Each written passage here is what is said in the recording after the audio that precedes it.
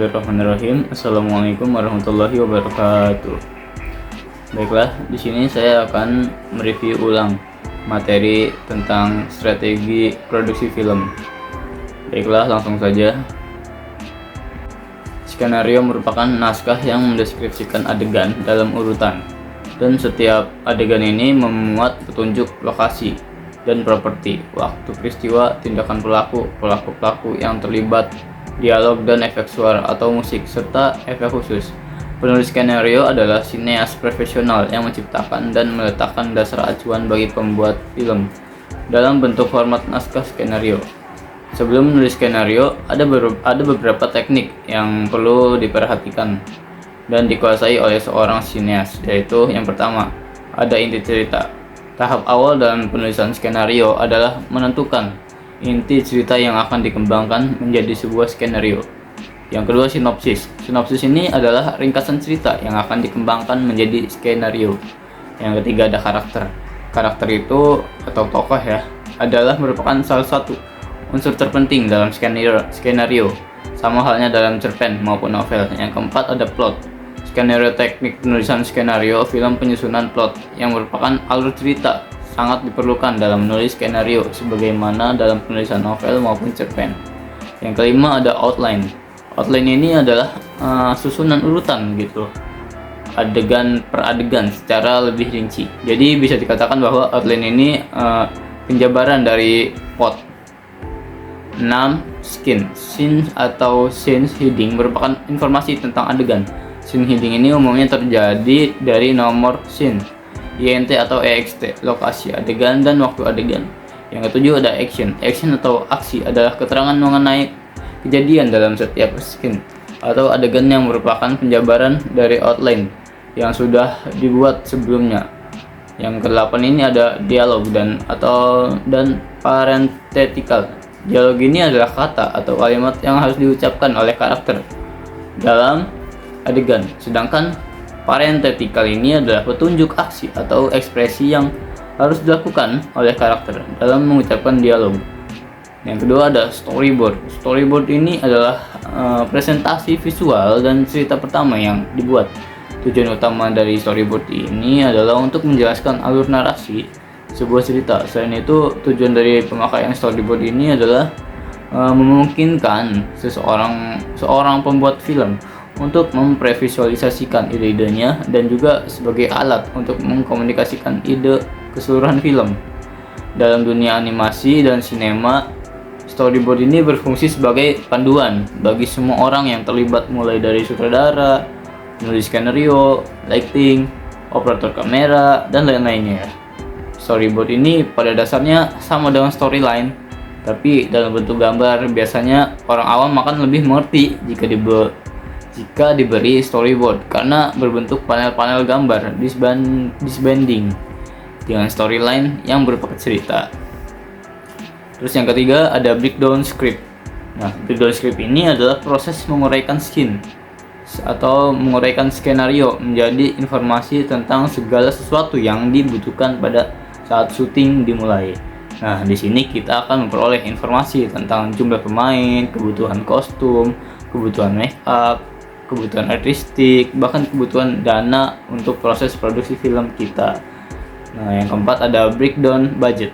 Pada tahap ini, produser bertugas untuk memerinci dana yang dibutuhkan dalam proses produksi.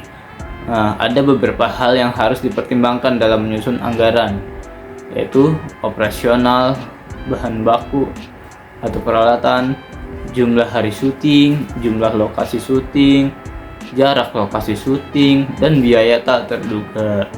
Nah, perencanaan anggaran sudah dilakukan pada saat skenario draft pertama selesai. Pada tahap ini, masing-masing departemen membuat rencana anggaran biaya kebutuhan yang diperlukan dari setiap divisi. Yang kelima, ada manajemen produksi. Nah, manajemen produksi ini adalah segala usaha atau aktivitas atau juga bisa proses guna mencapai tujuan secara efektif dan efisien. Manajemen produksi film ini merupakan proses perencanaan, pengorganisasian, dan pengelolaan dalam pembuatan suatu film. Tahapan dalam produksi film ini yaitu ada pra-produksi. Yang pertama ada interpretasi skenario atau script conference. Ada sutradara melakukan analisis skenario yang menyangkut isi cerita, struktur dramatika, penyajian informasi, dan semua hal yang berhubungan dengan estetika dan tujuan artistik di dalam film tersebut. Terus ada analisa yang dilakukan sutradara, didiskusikan kepada semua kepala departemen atau tim inti, kemudian merumuskan konsep penyutradaraan untuk konsep film tersebut. Terus yang kedua ada pemilihan kru produksi. Sutradara dan produser memilih dan menentukan kru yang akan terlibat di dalam produksi film. Yang ketiga ada casting. Sutradara menentukan terhadap pemain utama dan pemain pendukung. Proses tersebut biasanya dibantu oleh asisten sutradara dan casting director. Yang keempat ada latihan atau rehearsal kepada pemain untuk sutradara menyampaikan visi dan misinya terhadap penokohan yang ada di dalam skenario, lalu mendiskusikannya dengan tujuan untuk membangun kesamaan persepsi karakter tokoh antar sutradara dan pemain utama. Nah, sutradara ini melakukan pembacaan skenario atau reading bersama seluruh pemain untuk membaca bagian dari dialog dan action masing-masing pemain. Lalu sutradara juga melakukan latihan pemeranan dengan pemain utama. Sutradara melakukan evaluasi juga terhadap hasil latihan pemeranan yang direkam sebelumnya. Terus yang kelima ada hunting. Sutradara ini melakukan pengarahan kepada tim hunting lokasi bersama dengan penata fotografi atau videografi, penata artistik, asisten sutradara, dan manajer produksi. Nah, sutradara juga menentukan lokasi berdasarkan hunting tersebut setelah berdiskusi yang melibatkan penata fotografi atau videografi, penata artistik juga, dan penata suara juga. Nah, selanjutnya ada sutradara ini memastikan lokasi berdasarkan semua aspek teknik. Selanjutnya perencanaan shoot atau blocking atau planning, coverage, dan staging. Nah, sutradara juga melalui diskusi dengan penata fotografi atau videografi merumuskan dan menyusun director treatment shoot pada scene yang ada dalam skenario. Sutradara ini membuat ilustrasi staging pemain dan peletakan kamera ke dalam bentuk floor plan setelah berdiskusi dengan pengarah fotografi. Selanjutnya sutradara ini bersama pengarah fotografi membuat storyboard dibantu oleh storyboard artist. Yang ketujuh ada final pra-produksi. Sutradara ini melakukan diskusi atau evaluasi bersama dengan kru produksi dan pemain utama untuk persiapan syuting yang menyangkut teknik penyutradaraan dan juga artistik. Nah, produksi. Yang pertama ada berdasarkan breakdown syuting. Sutradara menjelaskan adegan asisten sutradara dan kru utama lainnya perihal urutan shoot yang akan mengkoordinasikan kepada asisten sutradara untuk melakukan latihan blocking pemain yang disesuaikan dengan blocking kamera. Terus yang ketiga ada sutradara memberikan pengarahan terhadap pemain apabila dirasakan kurang memuaskan dalam aktingnya. Yang keempat ada sutradara mengambil keputusan yang cepat dan tepat dalam wilayah kreatif apabila ada persoalan di lapangan. Yang kelima ada melihat hasil rush copy, hasil syuting hari pertama. Nah, selanjutnya tadi kan ada praproduksi. Yang kedua ada pasca produksi. Bila ada catatan khusus dari laboratorium atau editor, sutradara mengevaluasi hasil syuting atau materi editing. Yang kedua ada melihat dan mendiskusikan dengan editor hasil raw cut dan fine cut. Yang ketiga melakukan evaluasi tahap akhir dan berdiskusi dengan penata musik perihal ilustrasi musik yang telah dibuat konsepnya terlebih dahulu pada saat praproduksi tadi. Yang keempat melakukan evaluasi terhadap review hasil mixing berdasarkan konsep suara yang telah ditentukan pada saat praproduksi tadi ya. Yang kelima sutradara melakukan supervisi atau koreksi warna gambar di laboratorium atau studio. Editing berdasarkan konsep warna yang telah ditentukan pada saat praproduksi. Setelah berdiskusi dengan produser dan penata fotografi atau videografi serta desainer produksi jika memang ada. Nah, selanjutnya ada departemen produksi. Dalam proses pembuatan film terdapat banyak departemen yang dibuat untuk mendukung kelancaran produksi ya. Salah satunya ini adalah departemen produksi atau production department. Departemen produksi ini dalam proses produksi film adalah sebuah tim yang bertanggung jawab atas pengelolaan operasional dan logistik secara keseluruhan di dalam film produksi ya. Mereka bekerja secara terkoordinir untuk memastikan bahwa produksi film berjalan selancar sesuai dengan jadwal, anggaran, dan visi kreatif yang telah ditetapkan. Ada beberapa peran dan tanggung jawab yang umumnya terkait dengan departemen produksi. Yang pertama ada produser. Produser dalam sebuah produksi film yang memiliki tanggung jawab yang sangat penting dalam memastikan film dapat terselesaikan dengan baik. Produser film juga berperan sebagai seseorang yang bertanggung jawab pada satu produksi film secara keseluruhan, memimpin manajemen produksi dari awal hingga akhir agar sebuah film ini dapat terselesaikan dengan baik.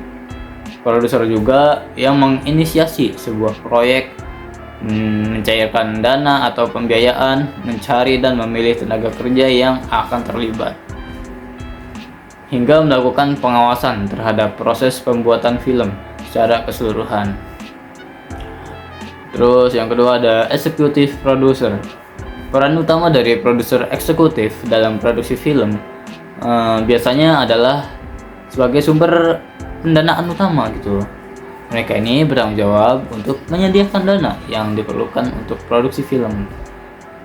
Produksi eksekutif bisa menggunakan modal pribadi, mencari sponsor, investor, mengamankan pinjaman, atau berkolaborasi dengan perusahaan produksi atau studio besar lainnya. Nah, yang ketiga ada associate producer. Dalam produksi film, seorang associate producer merupakan anggota tim departemen produksi yang memiliki peran yang beragam dan berkontribusi dalam banyak aspek produksi. Pada umumnya, associate producer ini adalah orang yang menghubungkan antara eksekutif producer dan produser. Jika bisa bekerja sama dengan produser dan sutradara untuk membantu mengatur dan mengkoordinasikan berbagai elemen produksi. Terus yang kelima ada line producer. Line producer atau produser pelaksana dalam produksi film ini adalah tim departemen produksi yang bertanggung jawab langsung mengawasi dan mengelola aspek operasional, administrasi, serta finansial produksi film. Terus selanjutnya ada unit production manager, UPM. Dalam produksi film ini adalah tim departemen produksi yang bertanggung jawab secara keseluruhan atas pengelolaan aspek operasional, administrasi, dan logistik pembuatan produksi film. Selanjutnya ada marketing manager. Selanjutnya, untuk mensukseskan film agar bisa masuk di pasaran secara baik, maka peran marketing manager dalam produksi film sangat dibutuhkan. Marketing manager ini adalah tim departemen produksi yang bertanggung jawab atas perencanaan, pengembangan, dan pelaksanaan strategi pemasaran untuk film yang diproduksi. Selanjutnya ada akuntan produksi. Akuntan produksi ini dalam produksi film adalah tim departemen produksi yang bertanggung jawab atas manajemen keuangan dan akuntansi proyek sebuah film. Tugas mereka ini meliputi pengelolaan anggaran produksi, pengendalian pengeluaran, pemantauan arus kas, dan pemenuhan persyaratan perpajakan. Selanjutnya manajer lokasi. Manajer lokasi ini sama tim departemen produksi juga, tapi yang secara profesional bertanggung jawab untuk menemukan, mengevaluasi, dan mengelola lokasi-lokasi yang sesuai untuk pengambilan gambar film gitu. Selanjutnya ada production assistant atau PA. Production assistant ini atau PA atau pembantu umum atau PU adalah tim departemen produksi yang memiliki peran serbaguna dalam berbagai aspek produksi. Tugas dan tanggung jawab PA dapat beragam tergantung pada tahap produksi dan kebutuhan produksi tertentu. Selanjutnya ada departemen penyutradaraan. Yang pertama ada sutradara, penanggung jawab kreatif utama pada produksi film, berkontribusi pada segala aspek mulai dari penentuan plot atau alur cerita, menentukan pameran, memilih kru utama, memilih blocking pameran, pengembangan karakter, menentukan lokasi yang dibutuhkan cerita, pemilihan musik, pergerakan kamera, pilihan shoot, dan hal-hal kreatif lainnya. Yang kedua ada asisten sutradara 1. Asisten sutradara 1 ini umumnya dilibatkan buat membantu bidang dramatik, menghasilkan blocking pemain, mengingatkan pengarah adegan ihwal shoot yang belum diambil, dan melatih dialog para karakter. Terus yang ketiga ada asisten sutradara 2. Asisten sutradara 2 ini bertugas untuk membuat jadwal scenes yang akan direkam, termasuk nama-nama pemain yang terdapat pada sebuah scene. Jadi pada pengambilan gambar sebuah scene ini tidak perlu seluruh pemain hadir gitu di lokasi. Relatif pemain-pemain yang terlibat dalam scene tadi saja gitu. Yang keempat ada pencatat skrip, bertugas mencatat seluruh adegan yang diambil dari hari itu, mulai scene, shoot, dan take yang oke dan gagal. Script continuity, senjata utamanya merupakan kamera pocket. Ia bertugas memotret setiap hal visual yang timbul di dalam frame supaya terjaga kesinambungannya di setiap adegan. Contohnya, bila di shoot sebelumnya pemeran A memegang pensil di tangan kiri, waktu berbicara maka di shoot melakukan script continuity, harus mengingatkan agar pensil permanen di tangan kiri. Lebih tricky lagi buat shooting jumping atau urutan adegan diambil acak. Maka ia wajib berhati-hati pada memperhatikan hal-hal visual yang timbul di frame gitu. Selanjutnya ada casting director, bertugas menentukan aktor untuk memerankan karakter sesuai kebutuhan cerita.